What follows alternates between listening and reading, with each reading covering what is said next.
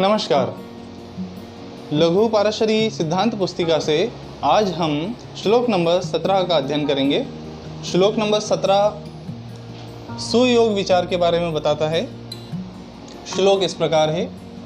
त्रिकोणाधिपयोर्मध्ये संबंधो येन केनचित् बलिनः केंद्रनाथस्य भवेद्यदि सुयोग कृत।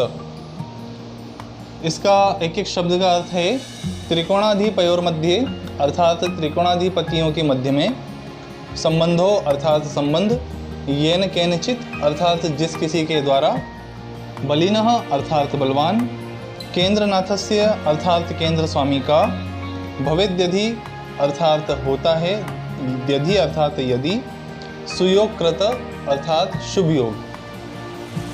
इसका भावार्थ इस प्रकार है कि दोनों त्रिकोणाधिपतियों अर्थात पंचमेश एवं नवमेश में से किसी एक का संबंध बलवान केंद्राधिपति के साथ हो तो वह सुयोग कारक होता है। इसको हम इस प्रकार समझ सकते हैं। उदाहरण के लिए यहाँ पर शुक्र केंद्राधिपति है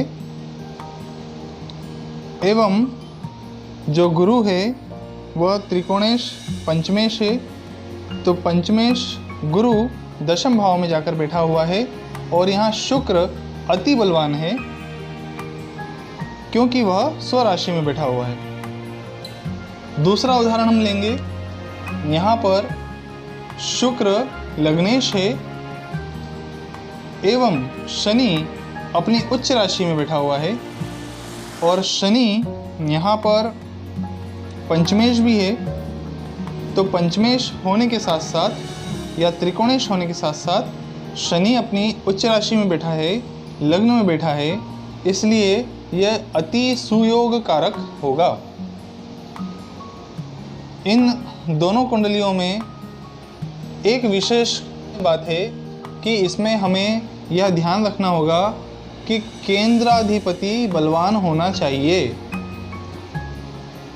हमने अभी तक त्रिकोण और केंद्र के बहुत सारे श्लोक पढ़े हैं जिसमें हमने केंद्र और त्रिकोण का संबंध जाना है, परंतु श्लोक नंबर 17 की विशेषता यह है, या यह कहें कि यह विशेष इसीलिए है क्योंकि यहाँ पर सिर्फ और सिर्फ बलवान केंद्र होने की बात कही है।